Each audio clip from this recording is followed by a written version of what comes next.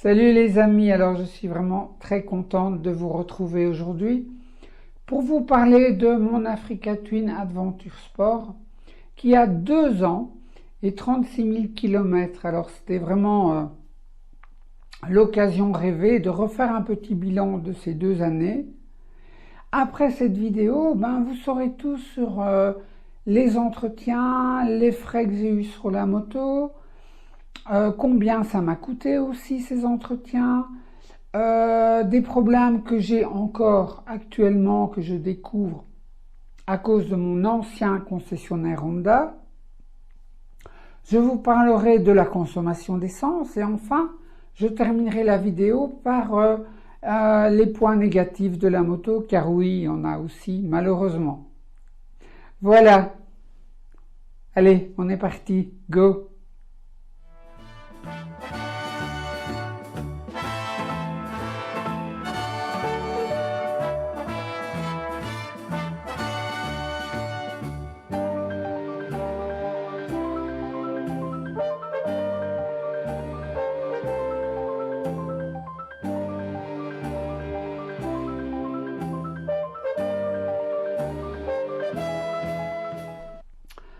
Alors, mon Africa Twin Adventure Sport a 2 ans et 36 200 km. Dans cette vidéo, je vais vous parler des entretiens, des problèmes avec mon ancien concessionnaire, du coût de la moto, de sa consommation et également des points négatifs. Alors je commence avec le coût des entretiens, donc sur 2 ans et 36 200 km. À 1500 km, j'ai fait l'entretien des 1000 km et ça m'a coûté à l'époque 188 €. Notez que ma moto est restée presque 3 semaines chez le concessionnaire et que tout l'ordinateur de bord a dû être remplacé parce qu'il y avait un problème. Alors, j'ai fait une vidéo concernant ce problème. Donc, si vous voulez aller voir en détail ce qui s'est passé, je vous mets le lien en haut à droite de la vidéo et également dans la description. À 8000 km, j'ai dû déjà changer mes pneus. Eh bien oui, parce que la moto Adventure Sport, elle est livrée avec des Bridgestone Batlax Adventure Cross, et donc comme vous voyez sur la photo, c'est des gros galets tendres, donc ça s'use vraiment assez vite. Et j'ai opté pour des Bridgestone Batlax A41 qui sont les pneus, je dirais, promus par Honda pour cette moto. Et donc pour le changement du jeu de pneus, ça m'a coûté 290 €. J'ai fait à 13 700 km, j'ai fait l'entretien des 12 000 km et ça m'a coûté 193 €. Alors j'ai eu des problèmes avec le concessionnaire Honda de l'époque. J'explique ça également dans une vidéo, vous pouvez trouver le lien encore une fois ici en haut à droite de l'écran et dans la description si vous voulez plus d'informations. À 24 100 km, en fait, j'ai changé le pneu arrière, et comme il y avait une rupture de stock sur les Bridgestone, j'ai choisi de prendre des Metzeler Tourance Next, et le pneu arrière, ça m'a coûté 173 €. Alors, toujours à 24 100 km, j'ai eu mon câble d'alimentation de mon GPS Garmin qui ne fonctionnait plus. Donc mon GPS n'était plus alimenté en électricité. Donc j'ai été voir un mécanicien qui m'a aidé à démonter le carénage de la moto pour voir ce qui se passait. Et en fait, on a découvert que mon concessionnaire à problème, il avait monté le câble sur le système de refroidissement du moteur, et donc le câble avait fondu avec la chaleur. Alors, tant que j'étais chez lui, j'ai remplacé aussi les plaquettes arrière de frein, et à l'époque, si je me rappelle bien. Ça m'avait coûté 100 €, mais j'ai mis une étoile parce que je ne suis plus certaine du prix. À 24 180 km, eh bien, j'ai été faire mon entretien des 24 000 km. Et c'est un nouvel concessionnaire Honda, donc j'ai changé. Et ça m'a coûté 534 €. Alors, à 24 000 km, normalement, on change le kit pignon-chaîne. Mais sur ma moto, il était toujours bon, donc on ne l'a pas changé. Par contre, il a changé les plaquettes de frein avant. Alors, à 28 150 km, j'ai changé le pneu avant, qui était usé. Et donc, j'ai pris aussi également un Metzeler Tourance Next. Et ça m'a coûté 136 €.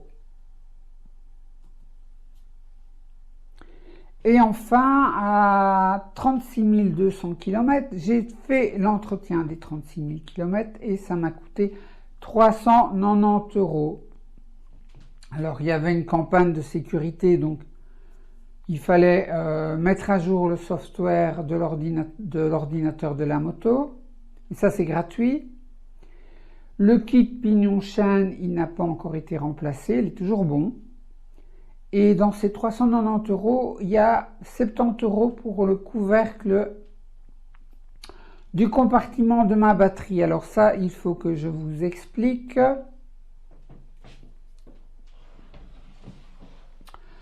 Donc, j'arrive chez mon concessionnaire pour l'entretien et je dépose ma moto à l'atelier. Alors, le mécanicien, il regarde ma moto et puis il me dit, il y a un truc qui manque à ta moto, Gabriel. Je regarde, oui, quoi? Il manque le cache du compartiment de la batterie. Je regarde et puis effectivement, on voit la batterie, elle est apparente et on voit la cosse de la terre et puis la cosse du positif de la batterie en rouge. Donc oui, il manquait effectivement quelque chose.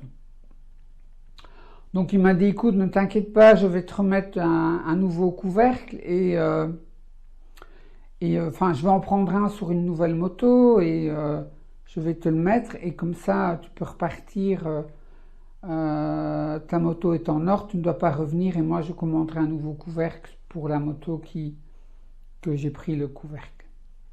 Donc ça c'était vraiment sympa. Mais rentré à la maison, je me suis demandé, mais quand est-ce que j'ai perdu ce couvercle? Qu'est-ce qui s'est passé pour que je perde ce couvercle qui est bien attaché avec deux vis? Et donc j'ai regardé sur toutes mes photos parce que je fais beaucoup de photos de mes voyages, de mes balades et de ma moto. Donc comme c'est toujours en haute définition avec mon smartphone, je peux zoomer. Et donc j'ai trouvé une photo encore la plus ancienne sans le cache de la batterie, je vous montre ça. C'est une photo qui date de mai 2021, le 9 mai 2021. Et effectivement, quand on zoome, on voit bien la cosse de la terre de la batterie et puis la cosse rouge du positif de la batterie. Donc c'est extraordinaire parce que j'ai roulé, sur les 2 années que j'ai la moto, j'ai roulé 1 an et demi sans le couvercle du compartiment batterie. Extraordinaire ça, et je ne l'ai même pas vu. Alors, il faut savoir, moi j'ai compris comment ça se fait que le couvercle a disparu. Donc cette photo, elle date du 9 mai.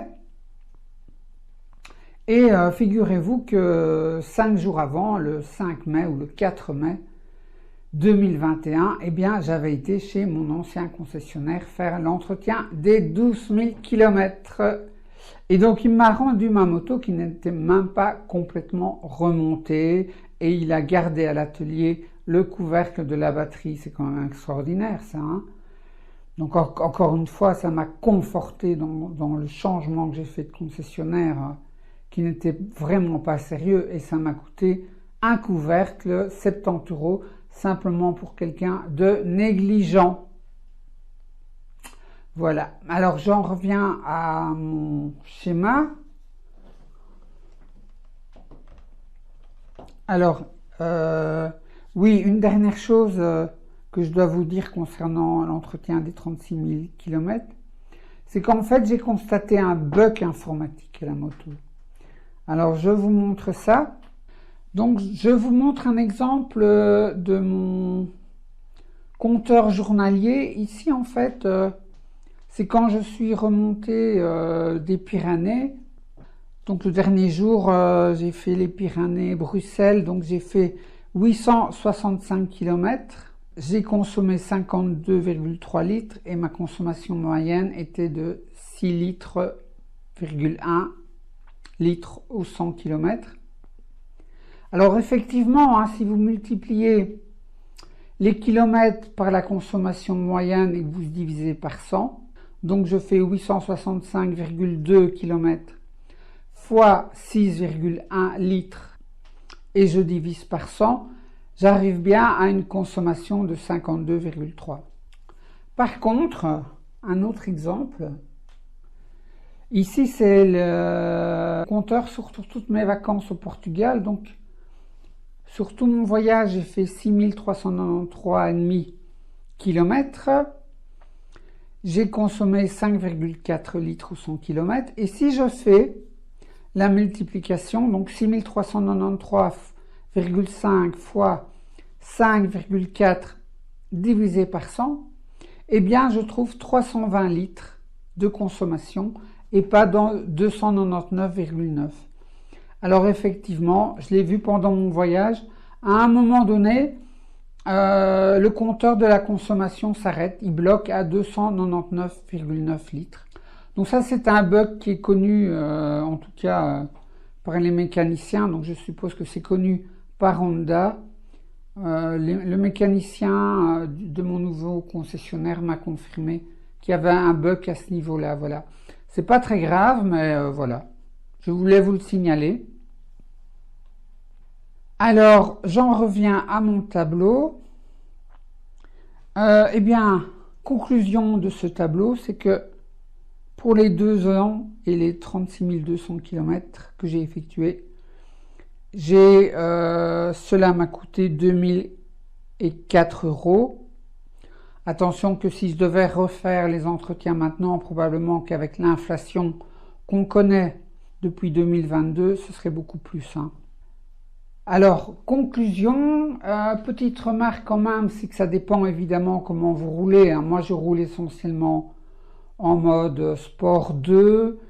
Et bon, je fais des accélérations douces, des freinages plutôt doux. J'essaye de presque pas freiner.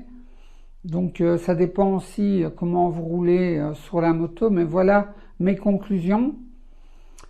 Un jeu de plaquettes, aussi bien pour la roue avant que la roue arrière, eh bien moi je vais tenir 24 000 km.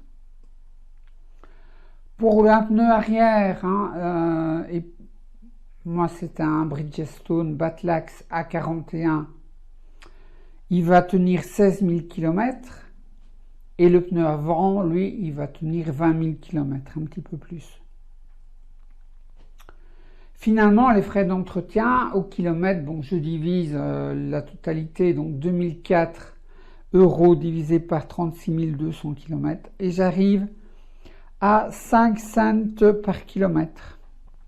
La consommation d'essence, eh bien, en roulant en mode balade du dimanche, donc simplement avec mon petit top case et sans mes valises latérales et plutôt la moto légère, je consomme 5 litres au 100. Par contre, en mode voyage, c'est-à-dire avec le gros top case Honda et les valises latérales, donc et la moto bien chargée, eh bien, j'arrive à du 5,2 litres au 100 km. Donc, c'est étonnant. Il n'y a pas une grosse différence. Moi, j'aurais cru que je consommais quand même beaucoup plus. Mais non, finalement, la différence est légère entre les deux. C'est, en tout cas, moi, ce que j'ai pu observer sur ma moto, c'est les conclusions à laquelle je suis arrivé. Pas de grosse différence. Voilà les amis. Alors, les points négatifs pour terminer. Alors, on a d'abord le menu qui est vraiment contre-intuitif. Si vous ne prenez pas la moto pendant quelques mois, par exemple, je n'ai pas roulé cet hiver pendant 3 mois. J'ai repris la moto cette semaine.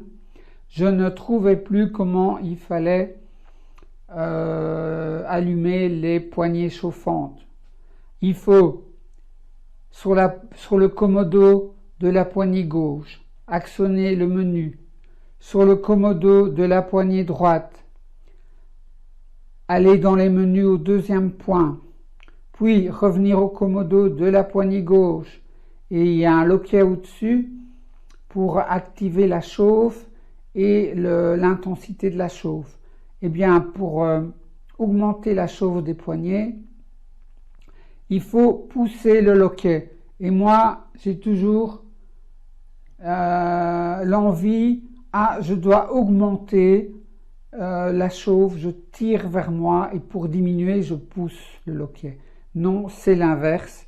Ce n'est vraiment pas intuitif du tout. Ce qui n'est pas aussi intuitif, c'est les valeurs qui sont données dans le tableau de bord. Par exemple, si je reprends le P pour power ou puissance, 1 c'est le maximum de puissance et 3 le minimum. Alors c'est inverse par rapport à notre logique, mais il faut le voir autrement. Il faut le voir que 1 c'est le plus dangereux et 3 c'est le plus sécurisant. Donc plus vous augmentez les valeurs, plus vous roulez en mode sécurisé.